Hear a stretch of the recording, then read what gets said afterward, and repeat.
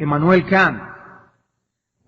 Dice que ese filósofo alemán llegó a decir en una ocasión: dos cosas llenan la mente con asombro y admiración siempre creciente: los cielos llenos de estrellas encima de mí y la moral, la ley moral dentro de mí.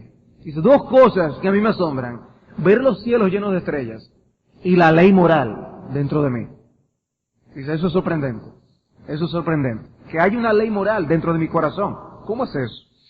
Y después este autor, para resumir un poco lo que vimos acerca del origen de la conciencia, él menciona acerca de la conciencia, cómo es un don de Dios, la conciencia. Y dice, hablando del origen de la conciencia, dice, algunos científicos están tratando de descubrir de dónde viene la conciencia. Así han emitido varias opiniones peregrinas en cuanto al origen de ella.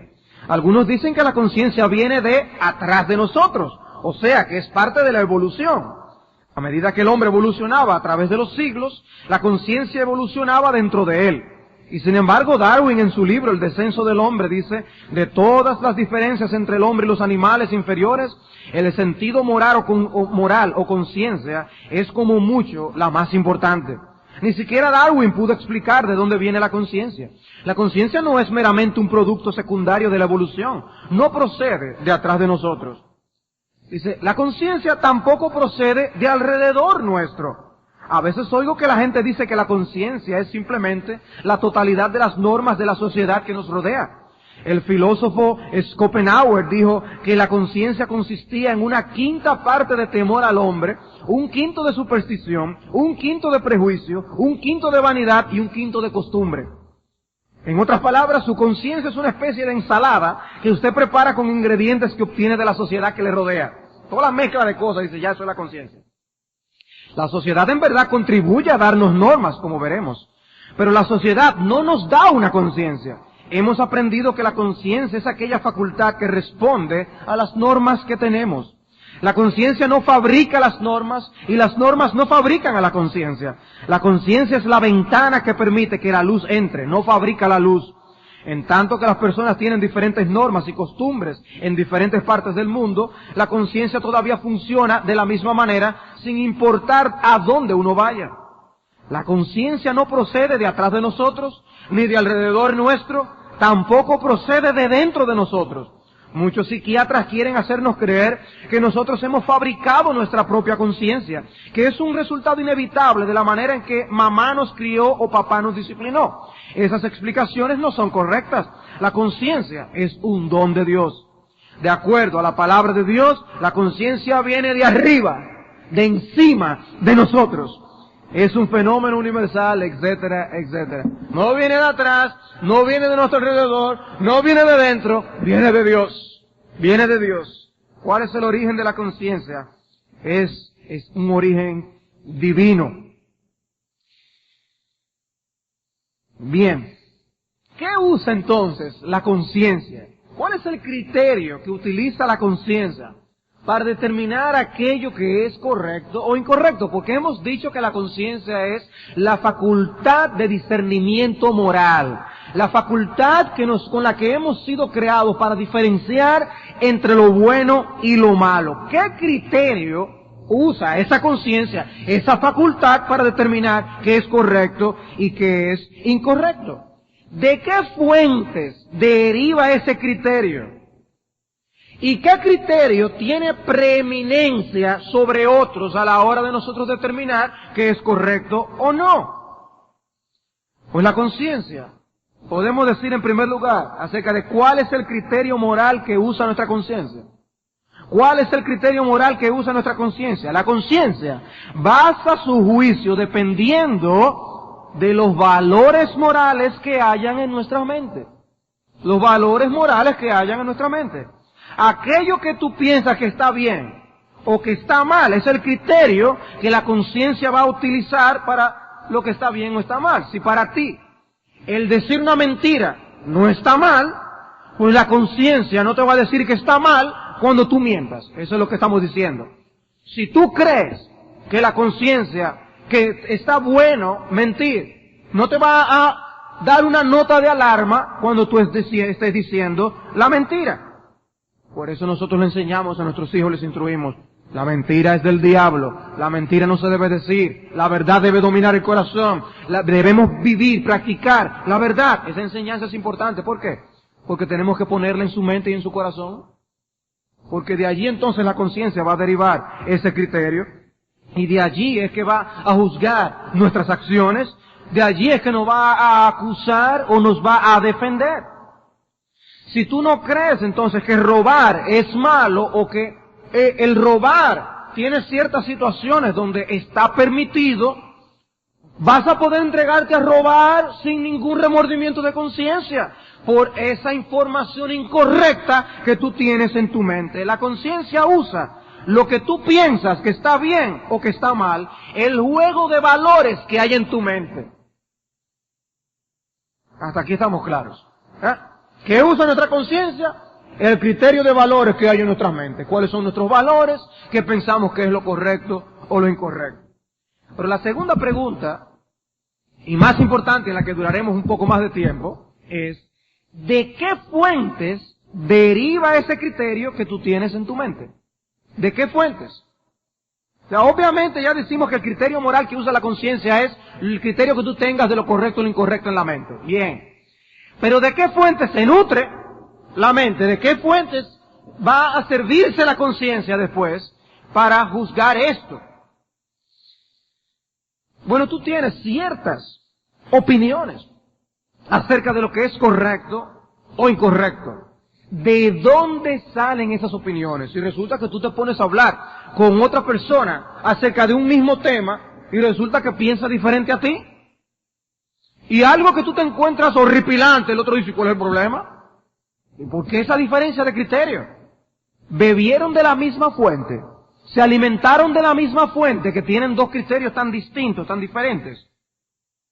Bueno, pues antes de que cualquier estándar humano de valores afecte o influya en el corazón, hay un juego de valores con el que el hombre nace que le capacita a diferenciar entre lo que está moralmente correcto de lo incorrecto. No es algo adquirido, no es algo enseñado, es algo que nace con nosotros y es inseparable de nosotros. Antes de cualquier influencia que alimente la mente de donde la conciencia va a extraer la información, ya nacemos equipados con un sistema de valores. Los puritanos relacionaban ese criterio con los 10 mandamientos que luego Dios dio al hombre en Sinaí. Y ellos, los puritanos, llegaron a expresar que ni aún la caída del hombre en el pecado llegó a eliminar ese criterio. Un criterio con el que nacemos. Y los puritanos dicen, ni aún cuando el hombre cayó y afectó todas las facultades del hombre, ni aún así se eliminó ese sistema de valores que Dios puso en el corazón del hombre. Ciertamente, ese sistema de valores está contaminado, está seriamente afectado, pero no ha sido eliminado.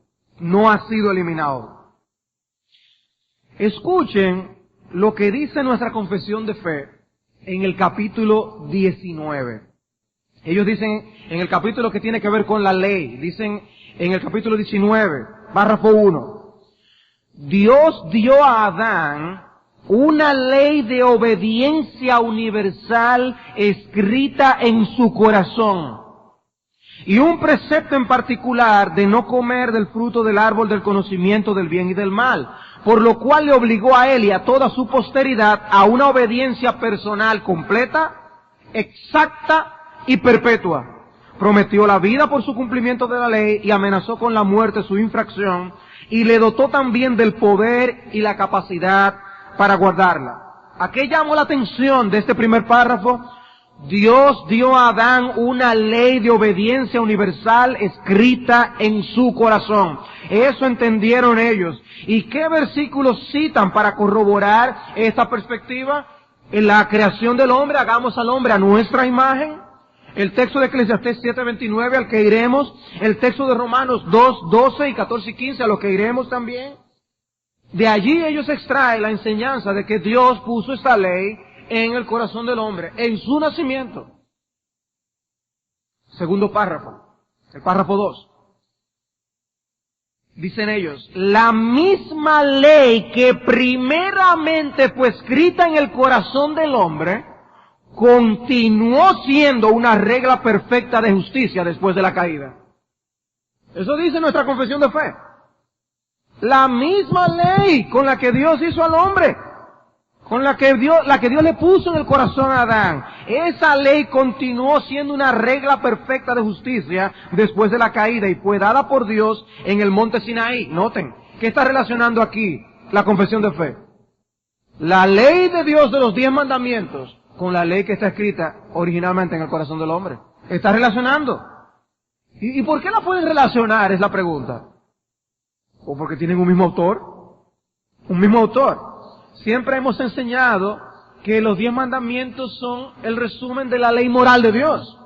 Reflejan el carácter moral de Dios. ¿Puede dar Dios otro juego de valores que exprese otro juego de moral? No. Reflejará la misma moral perfecta del mismo Dios. La ley que Dios puso en el corazón de Adán y la ley que Él dio en los 10 mandamientos tiene que reflejar el mismo carácter puro y santo de nuestro Dios. Hay relación entre esa ley que Dios puso en el corazón del hombre por creación y la ley de los 10 mandamientos que Dios dio. Hay relación. Antes que Dios diera los 10 mandamientos, ya hay una ley en el corazón del hombre, lo que se está enseñando. Eso tiene nuestra confesión de fe. Y es interesante. Es interesante. Luego dice, y fue dada por Dios en el monte Sinaí en 10 mandamientos y escrita en 2 tablas. Las 4 primeros mandamientos contienen nuestros deberes para con Dios y los otros 6 nuestros deberes para con los hombres. Ambas cosas, ambos aspectos están allí en el corazón del hombre. Vayamos a Eclesiastés capítulo 7, versículo 29. Eclesiastés capítulo 7, versículo 29. Es uno de los textos que los puritanos utilizaron para corroborar este punto. Dice, he aquí solamente esto he hallado, que Dios hizo al hombre recto, pero ellos buscaron muchas perversiones. Dios hizo al hombre recto. Esto he hallado. El hombre era recto. Ellos buscaron muchas perversiones. Salomón, que escribió esta porción, ha estado reflexionando en los días de su vanidad. Los días en el que él buscaba la felicidad, en el placer, en el dinero, en el mucho estudio de las filosofías del mundo, en las posesiones. Él aprendió por experiencia, sin embargo, que sólo la sabiduría de Dios puede hacer que un hombre sea sabio y por ende verdaderamente feliz. Solo en Dios una persona puede ser verdaderamente feliz. Será una búsqueda insaciable la del hombre en pretender ser feliz independientemente de Dios. Es una insensatez. La verdadera sabiduría está en hacer las cosas a la manera de Dios. A eso llegó Salomón después de haberlo probado todo. Al reflexionar entonces en su búsqueda, él habla de una desilusión. La desilusión que él encontró al estar buscando, dice, yo no encontré a alguien que sea recto. Y en los versículos 26 al 28 dice, tú estuve buscando a alguien, aquí estoy hallado, dice el predicador, pensando las cosas una por una para hallar la razón, lo que aún busca mi alma y no lo encuentra. Un hombre entre 1000 he hallado, pero mujer entre todas nunca hallé. Dice, no hay una persona recta. Una manera de decir, no hay gente recta. Corroborando lo que Pablo luego menciona, no hay nadie que busque a Dios. Esto hallé. Dios hizo al hombre recto. Y el hombre ha buscado muchas perversiones y él encontró la razón del problema. La razón del problema no estaba en Dios. La razón del problema estaba en el hombre, no en Dios. Esa es la razón por la que hay tan poca sabiduría en el mundo y por eso uno ve tantas locuras y desvaríos a nuestro alrededor. Porque Dios hizo al hombre recto. Ellos buscaron muchas perversiones. Adán no fue creado en un estado de moralidad neutral. No lo fue. Un estado de que no fuera ni bueno ni malo, no. Él fue creado recto, dice aquí, recto. Conforme al estándar de la moral de Dios.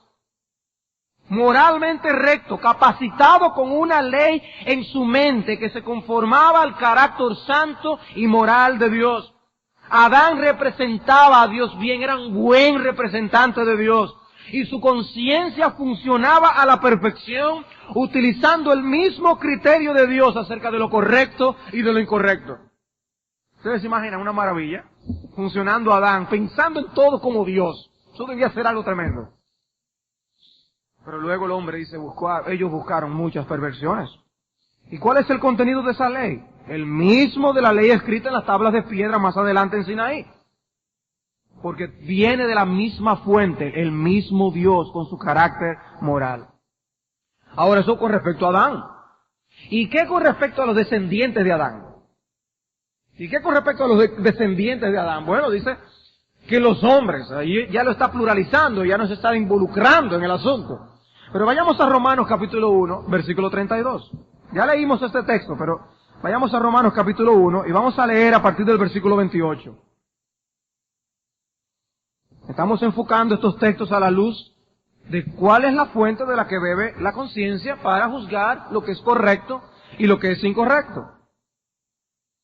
Dice el versículo 28, y como ellos no aprobaron tener en cuenta a Dios, Dios los entregó a una mente reprobada para hacer cosas que no convienen, estando atestados de toda injusticia, fornicación, perversidad, avaricia, maldad, llenos de envidia, homicidios, contiendas, engaños y malignidades, murmuradores, detractores, aborrecedores de Dios, injuriosos, soberbios, altivos, inventores de males, desobedientes a los padres, necios, desleales, sin afecto natural, implacables, sin misericordia. Y luego entonces viene aquí al punto culmine en el versículo 32, quienes habiendo entendido el juicio de Dios, que los que practican tales cosas son dignos de muerte, no solo las hacen, sino que también se complacen con los que las practican. Nosotros vimos ya cómo ese texto asume la existencia de la conciencia en el hombre. Eso lo estudiamos la semana pasada. Los hombres no estaban desprovistos de un conocimiento de Dios. Rechazaron someterse al conocimiento de Dios que ya Dios les había dado en la creación. Esa conciencia sabía ya de la justicia de Dios, el criterio de moralidad por el que Dios juzga a los hombres, habiendo entendido el juicio de Dios. Ahora es interesante ver los pecados que se enumeran aquí. ¿Qué ley violan? ¿Qué ley violan estos pecados que están aquí? ¿O los 10 mandamientos? ¿Son violaciones a los 10 mandamientos? ¿Son violaciones a la ley de Dios? Todos estos pecados están aquí. Y recuerden que Pablo está argumentando que sean judíos o griegos, todos son pecadores, todos son culpables delante de Dios. Los judíos tenían la ley, y él está diciendo en su argumento, los paganos también tenían la ley. Diferente, de manera distinta, pero tenían. Y ellos violaron la ley santa de Dios. La ley santa de Dios que Dios había puesto en sus corazones, como veremos ahora mismo en un instante. Pero lo que encontramos aquí es una lista de violaciones a los 10 mandamientos. ¿De dónde sacaron estas personas? Que el hombre codicioso, avaro, es un hombre digno de muerte. Porque dice, después de dar toda esta lista, menciona la avaricia, maldad, dice, quienes habiendo entendido del juicio de Dios, que los que practican tales cosas son dignos de muerte. ¿De dónde sacaron esa información? Estaba en ellos. Estaba en ellos. ¿De dónde sacaron que los homicidas son dignos de muerte? Dice allí, homicidios. Y ellos entienden que el que practica tales cosas es digno de muerte. ¿De dónde sacaron esa información? No tenían la ley escrita en 2 tablas de la ley, los paganos. La ley que Dios había puesto en sus corazones. Y aún en un estado de pecado, estas verdades todavía estaban impresas en sus mentes. conocían bien el asunto. Esa palabra que dice allí, habiendo entendido el juicio de Dios, es la palabra que significa un conocimiento intenso y profundo. Conociendo bien el juicio de Dios, ellos se entregaron de todas maneras a practicar estas cosas. Practicaban lo que practicaban y daban su consentimiento a lo que otros hacían, teniendo un conocimiento claro de que eso no estaba bien. De que eso no estaba bien. Pablo no menciona la luz que no tenían por no tener las Escrituras, como en el caso de los judíos. Él no dice, pobrecitos, es que ellos no tenían información. Por eso es que estaban viviendo así. No, él dice, tenían luz. Tenían luz. Ese no es el argumento de Pablo aquí. Leemos Romanos 1 y 2 y el punto que él está diciendo, ellos sabían. Ellos sabían. Por eso no son inocentes, por eso son inexcusables. ¿Y cómo? Por la ley escrita en ellos, que Dios había puesto allí por creación. El punto de su argumento era que tenían abundante luz moral para saber lo que estaba bien y lo que no estaba bien, sin tener las Escrituras. Y esto les dejaba totalmente culpables. Aún en ese estado tan corrompido y lamentable, había un criterio de la ley de Dios en sus almas que les hacía culpables, porque noten que ellos entendían que eran dignos de muerte. Pero vivían así como quiera, no le daban mente a eso. Una de las cosas que yo hice con los estudiantes a quienes le estamos dando clases de Biblia en el Colegio Cristiano Logos, es que yo un día les dije, imagínense que ustedes van a morirse en 6 meses. Ustedes se van a morir en 6 meses. Saben ya que está eso anunciado. ¿Qué ustedes harían? Escríbanlo en una hoja. Es interesante las cosas que yo tuve de reporte, de regreso. Sean sinceros. Y algunos fueron sinceros. Y son dignos de alabar por la sinceridad de lo que escribieron. Pero no deja de espantarme. No deja de espantarme lo que escribieron. Porque están diciendo, yo lo que quiero es hacer lo que quiero hacer. Y revelan una conciencia que les está diciendo, eso no está bien. Es increíble las cosas que escribieron allí. No, si yo supiera eso, me convierto. Ellos saben que tienen que convertirse, ellos saben que tienen que arrepentirse, pero no quieren. Ellos saben lo que tienen que hacer, ellos saben qué es lo que tienen que dejar. Y aún hablan de ustedes, padres, cuando dicen, yo estaría más tiempo con mi familia, amaría más a mi familia, dedicaría más tiempo a mis hermanos. Pero cuántas cosas saben que tienen que arreglar y no lo hacen. Quienes habiendo entendido el juicio de Dios, no solo las hacen, sino que se complacen con los que las practican. Porque la ley de Dios está allí en sus corazones. Y en el caso de ellos todavía porque tienen más revelación. Pero el punto es probando cómo las personas aún están dispuestas a vivir y arriesgarse, tomar el riesgo de sabiendo que son culpables. Yo me arriesgo. Yo creo que tendré la oportunidad de arrepentirme antes de morir. Esa es la idea que tienen.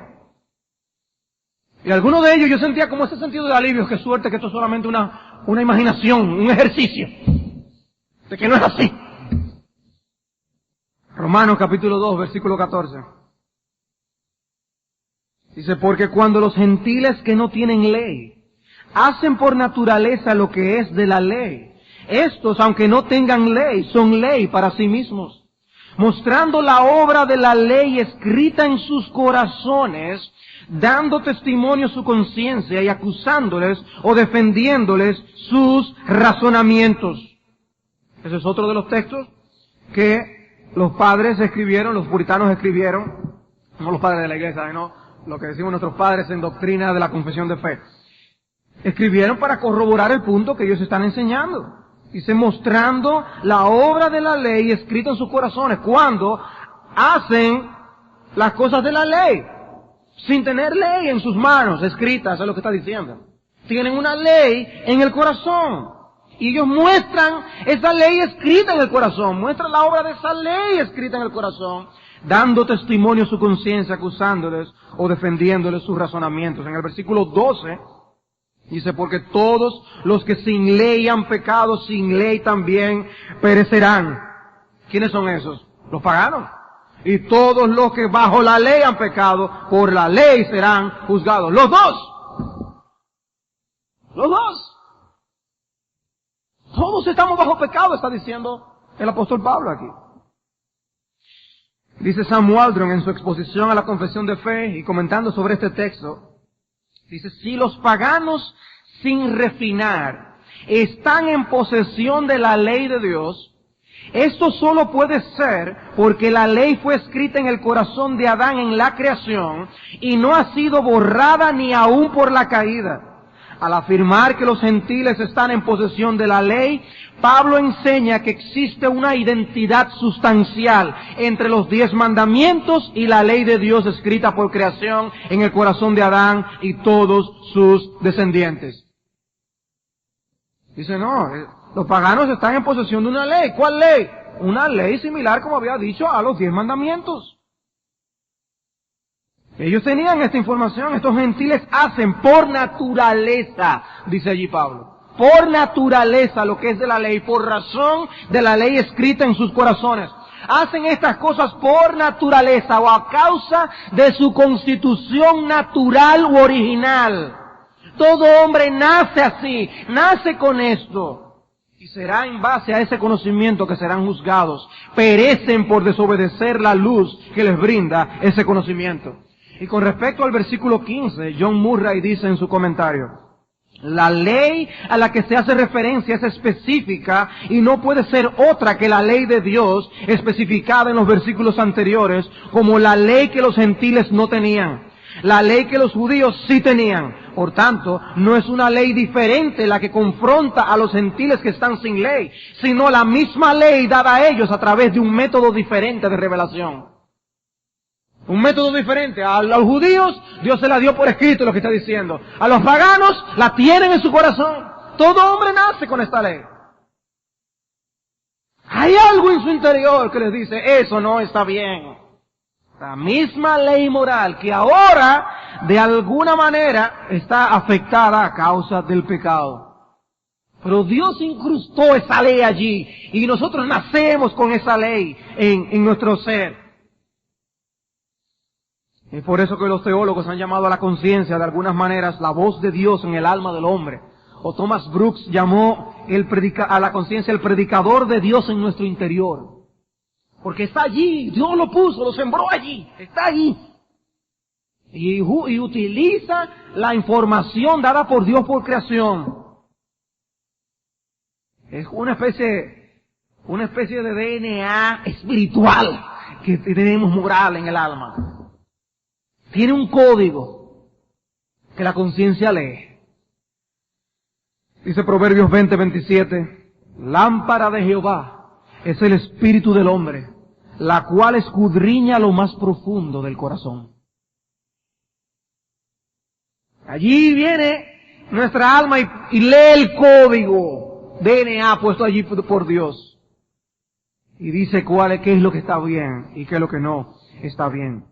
Y ciertamente el hombre caído tiene otros criterios de moral que también demandan su atención. Y es un problema. No nos hemos quedado perfectos. Dios hizo al hombre recto, pero ellos buscaron muchas perversiones. Hay un problema aquí. Hay un problema aquí.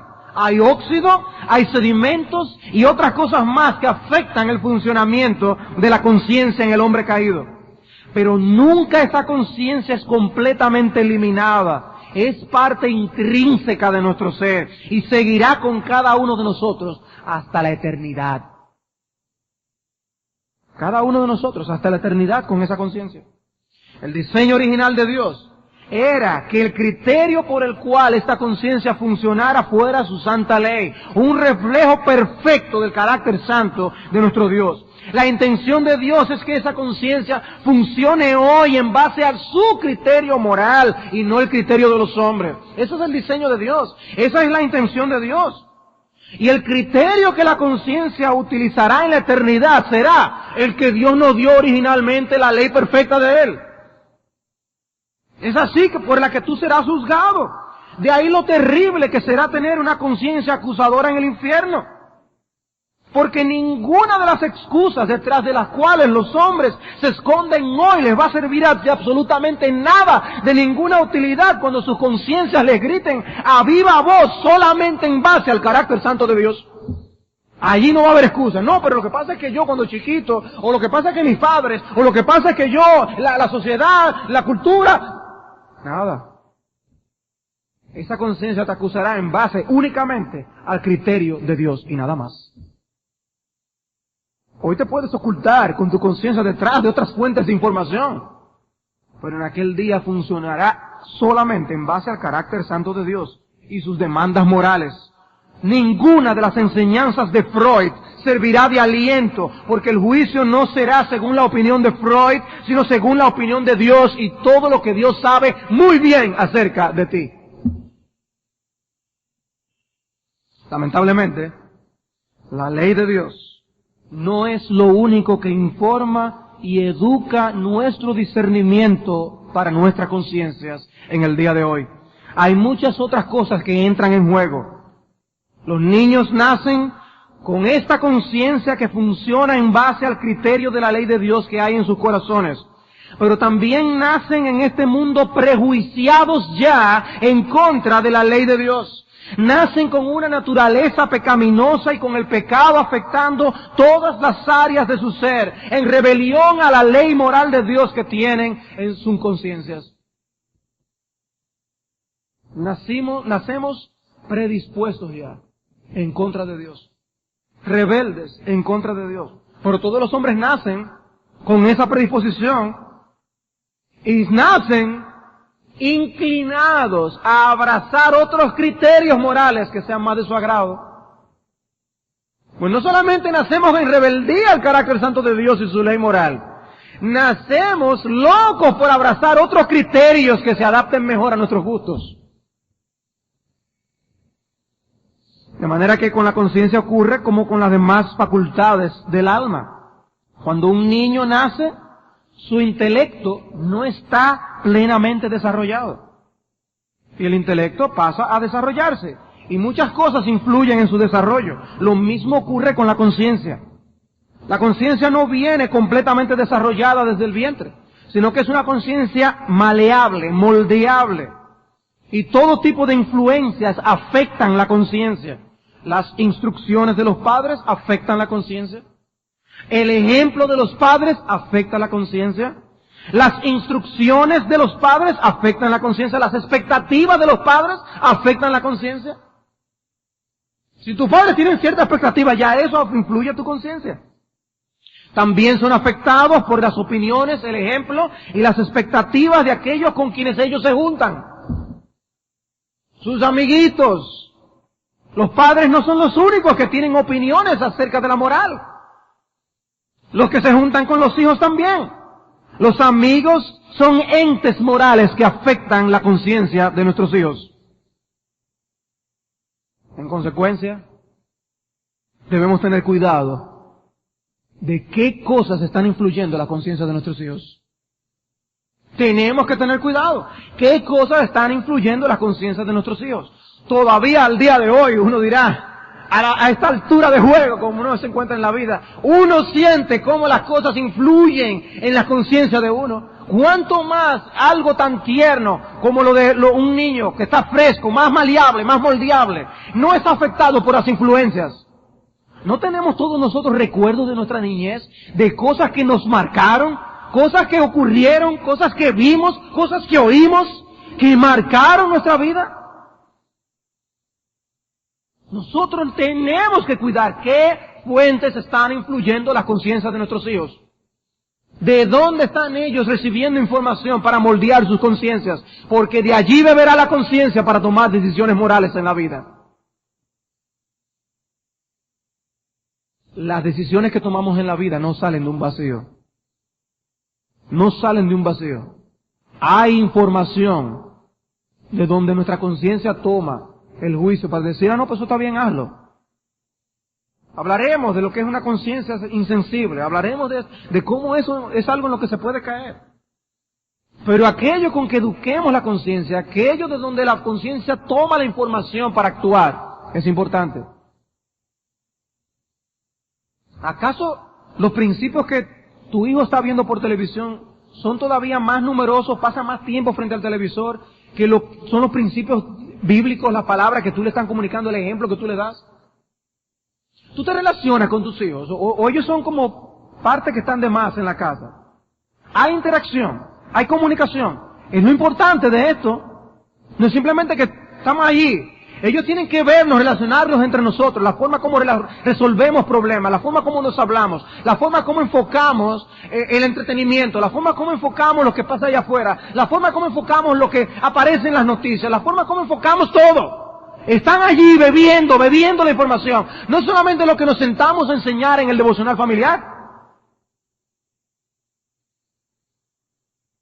Pero esa conciencia está afectada. Los sistemas educativos afectan. Los medios de comunicación afectan.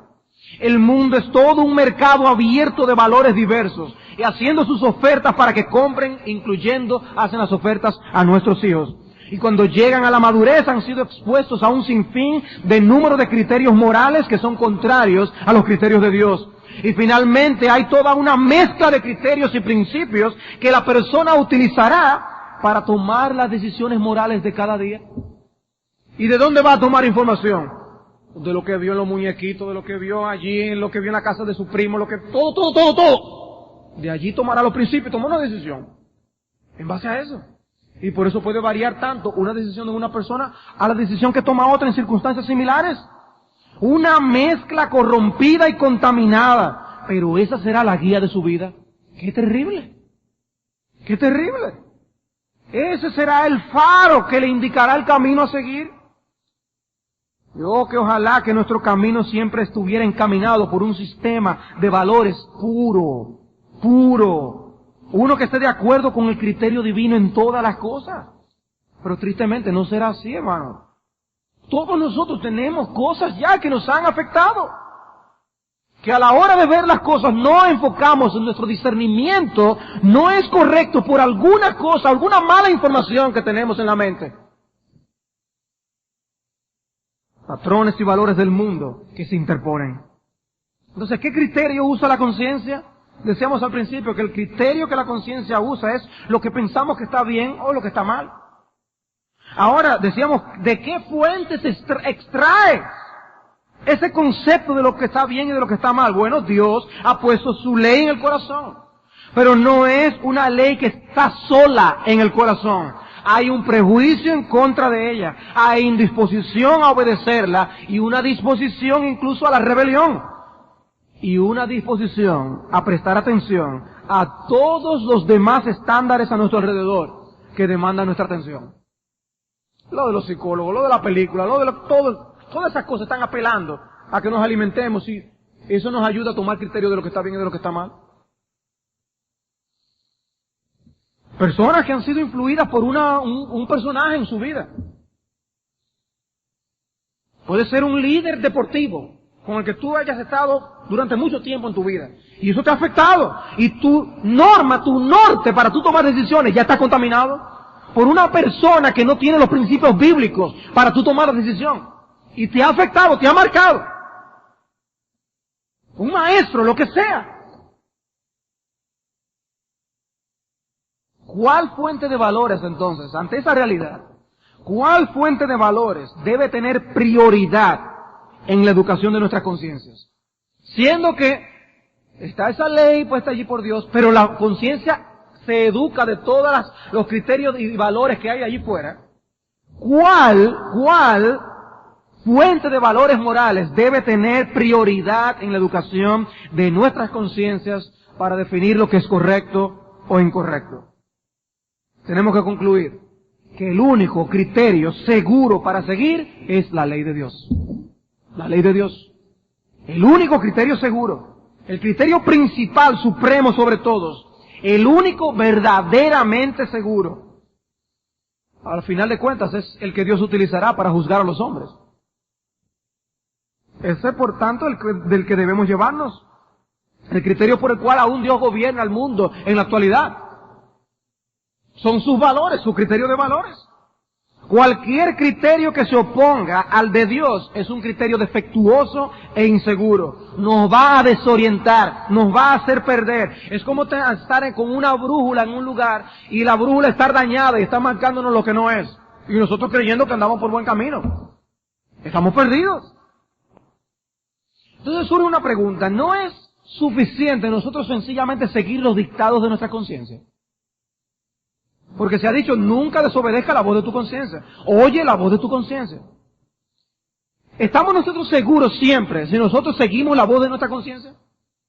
No, no estamos seguros siempre. No estamos seguros siempre.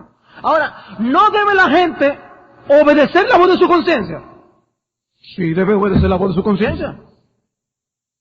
Sí debe obedecer la voz de su conciencia, pero no lo puede extraviar. Sí, no puede extraviar. Ese es el problema.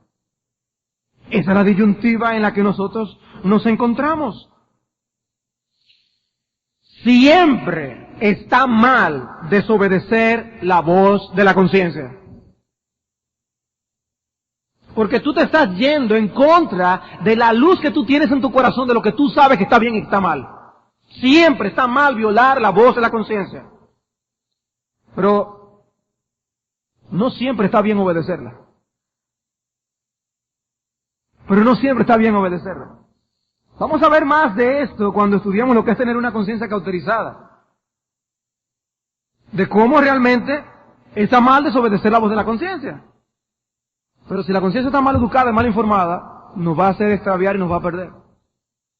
Y está mal educada, mal informada en un punto y pensamos que algo es así y no debemos desobedecer la voz de la conciencia, pero si nos desorienta, podemos estar haciendo algo malo. Una persona que esté convencida de que robar no es malo y ve que se está muriendo uno de sus hijos, roba para conseguir algo. Pero en ese momento dice, no, mi conciencia no me acusó de nada. Ahora, ¿está bien robar por eso? Ese punto es lo que hay que evaluar. Por eso aún nosotros encontramos esa gran oración que debe ser un ejemplo para nosotros. No me dé pobreza, Señor. No sea que yo robe. Él veía, dice, eso no me excusa delante de ti, Señor. Líbrame de eso. Líbrame de eso. Pero mucho mal ha sido cometido. Y aún proclamado como si fuera la voluntad de Dios, bajo el alegato de que se siguieron los dictados de la conciencia. Eso es lo que me decía mi conciencia que hiciera. Y mucho mal se ha hecho en el mundo en base a eso. En Hechos 26, el apóstol Pablo habla de su caso personal. Dice, yo ciertamente, en el versículo 9, había creído en mi deber hacer muchas cosas contra el nombre de Jesús de Nazaret, lo cual también hice en Jerusalén. Yo encerré en cárceles a muchos de los santos, habiendo recibido poderes de los principales sacerdotes, y cuando los mataron yo di mi voto, y muchas veces castigándolos en todas las sinagogas, los forcé a blasfemar, y enfurecido sobremanera contra ellos, los perseguía hasta en las ciudades extranjeras. Dice Pablo, mi conciencia me decía que yo tenía que salir de esos cristianos. Oigan eso, pero él estaba equivocado. ¿Y qué lo detuvo? Bueno, lo que dice allí el versículo 12, que dice que Cristo vino y lo detuvo. Cristo fue el mismo que vino, se le manifestó y le paró. Él estaba siguiendo los dictados de su conciencia, aunque estaba equivocada. No estaba utilizando el estándar correcto que Dios nos ha dado. Si la conciencia no se apega al estándar de Dios, nos vamos a extraviar del camino. Ese es el punto. Ese es el punto. ¿Y cómo podemos nosotros saber con seguridad lo que está bien o lo que está mal a los ojos de Dios? Porque nuestro pecado se identifica con el error, nuestro pecado se identifica con el mal. ¿Cómo podemos nosotros saber que estamos usando el criterio correcto de lo bueno o lo malo? Bueno, para tener una buena conciencia, una de las cosas que veremos es que se necesita un esfuerzo diligente. Tener una conciencia limpia necesita que nosotros queremos educarnos. Es nosotros hacer el esfuerzo diligente de buscar la información que nos ayude a tomar una decisión con limpia conciencia. Ese es el punto. No ignorar el asunto, eso no es actuar con limpia conciencia, es ser diligentes para tener una conciencia saludable y sensible a la voluntad de Dios. Eso no se consigue automáticamente por ser cristianos, hermanos. Eso hay que fajarse, eso hay que buscarlo, hay que luchar por eso. Por eso Pablo decía, yo procuro tener una conciencia sin ofensa ante Dios y los hombres. Yo me esfuerzo en eso. De manera que, a modo de aplicación, tener una conciencia precisa y sensible es el resultado de un esfuerzo diligente y esmerado tras el conocimiento íntimo, de corazón, de todo el consejo de Dios, la ley de Dios. Tener una conciencia precisa, sensible, que pueda discernir lo correcto de lo incorrecto, es el resultado de un esfuerzo diligente y esmerado tras el conocimiento sensible, de corazón íntimo, personal, de todo el consejo de Dios. Y eso es imprescindible. La Biblia tiene que ser nuestra guía. ¿Qué uso estamos haciendo de la palabra de Dios? Debemos beber de la fuente pura e incontaminada de la revelación que Dios ha dado a los hombres. Tenemos principios morales divinos en el corazón, pero el pecado ha llenado de moho, de óxido y de lama todo el corazón. Y entonces no nos deja ver bien qué es lo correcto y lo incorrecto. Necesitamos la luz de la palabra de Dios que despeje esas cosas para poder nosotros actuar con una conciencia sensible a la voluntad de Dios. Y nuestra decisión así pueda ser conforme a lo que Dios ve que está bien o está mal. No conforme a los criterios que hay ahí afuera. Tenemos que para eso estudiar las Escrituras, educar nuestras conciencias con las Escrituras, ante todas las otras fuentes de información que podemos tener y que afectan la conciencia. La Biblia tiene que tener la precedencia. Es por eso que cuando Lutero estuvo allí en la dieta de Worms, él estaba simplemente determinado a permanecer firme. Dice, aquí estoy, de aquí no me mueve nadie. Si no soy persuadido en mi conciencia por las Escrituras, de aquí no me mueve nadie. Hermanos, ¿tenemos nosotros esa determinación? O allí nosotros le hubiéramos buscado la vuelta a la situación. Bueno, si yo digo tal cosa, a lo mejor digo ahora esto, pero Dios sabe en mi conciencia que tal cosa. Lutero no estaba jugando con eso. Convénzame a mí por las Escrituras. Yo no puedo hacer otra cosa. Que me ayude Dios. No puedo hacer otra cosa. La conciencia, hermanos, por eso debe ser entrenada y educada por las Escrituras. De ahí, ¿por qué nosotros tenemos que ser estudiosos de la Biblia? Hermanos, no es un asunto de, hay que tener el devocional, ¿no? Punto. No, necesitamos educar nuestras conciencias. Porque aún nosotros no vamos a andar con la Biblia todo el tiempo para tomar una decisión. ¿Qué dice la Biblia al respecto?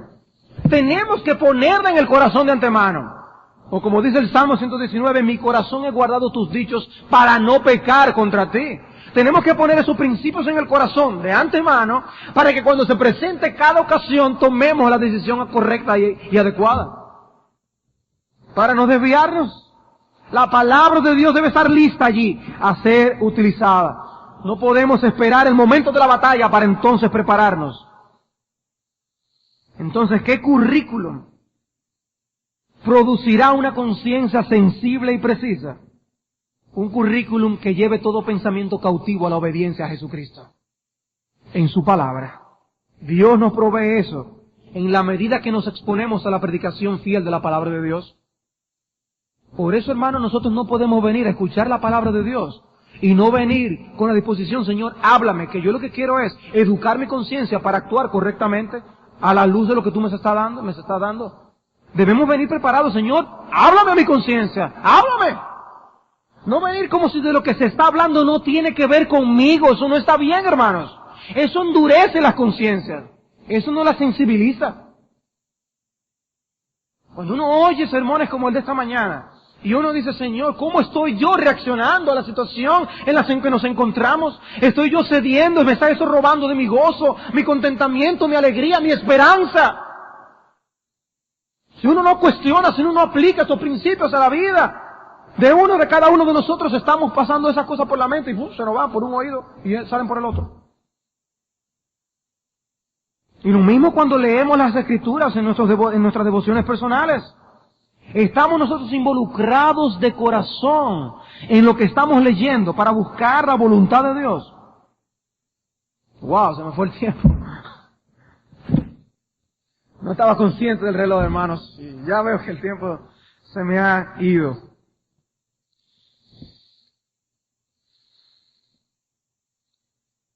Hermanos, de ahí la importancia que nosotros bebamos, eduquemos nuestra conciencia con la palabra de Dios, para que nosotros no estemos viviendo por los principios mundanos de las cosas que nos rodean.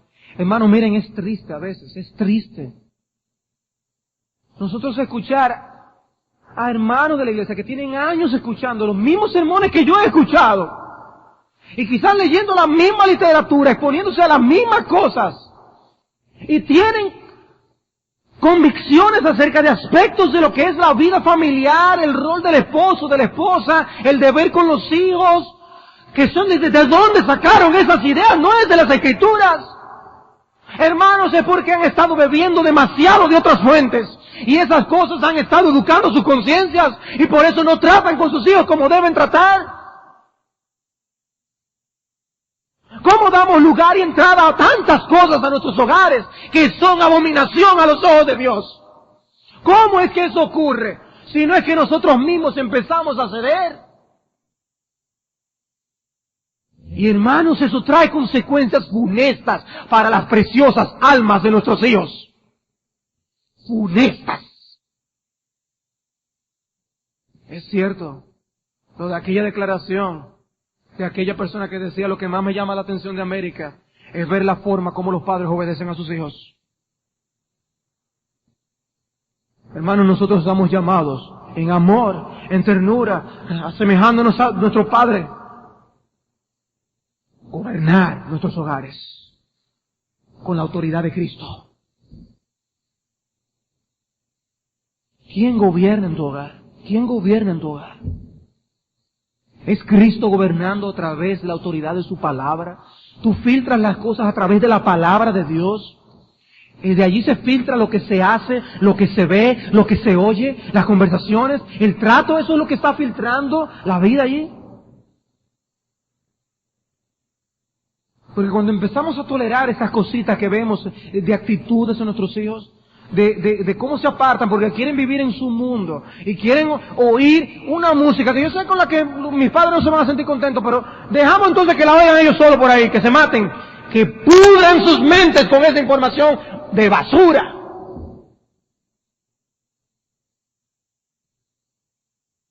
Hay que considerar la letra que tienen muchas canciones de las que se escuchan al día de hoy.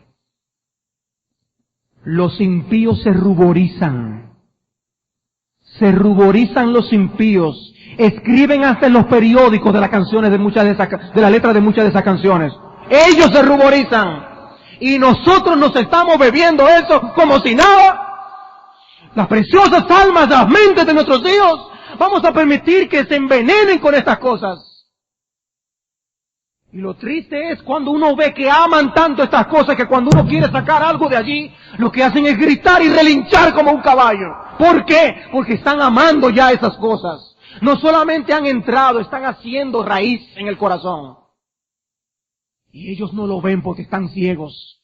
Y no ven cómo eso les está llevando al derrotero, a las rebeldías de sus padres, a las rebeldías hacia la palabra de Dios, a la indiferencia a las realidades de la vida y de la muerte.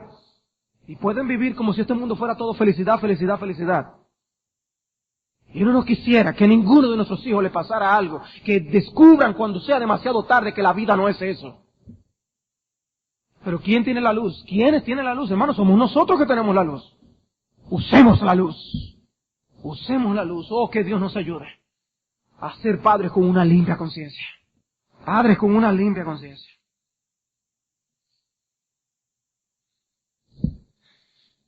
Permítame solamente enumerar los encabezados, si tengo tiempo después para decirlos. Decíamos que debemos exponernos a las Escrituras, pero también ese criterio de lo incorrecto, lo correcto también se forma a través de la compañía a la que nos unimos, las amistades que tenemos. Eso afecta la conciencia. ¿Con quién se está juntando tu hijo? Y ten cuidado de las influencias a las que te expones en sentido general. Hay otras cosas en sentido general. A lo mejor tú encontraste un artículo en una revista maravilloso acerca de cómo una esposa debe mantener el amor de su marido, pero resulta que son principios mundanos que hay allí, amada hermana. Pero me está funcionando pero está contrario a este y a este y a este principio de la Escritura. Debemos tener cuidado. ¿Qué está educando nuestra conciencia? ¿Qué está educando nuestra conciencia? Si Dios no nos hubiera dado herramientas, pero Dios nos ha dado herramientas, hermanos. Dios nos ha dado herramientas. Que Dios nos dé gracia para tener una conciencia limpia delante de Él.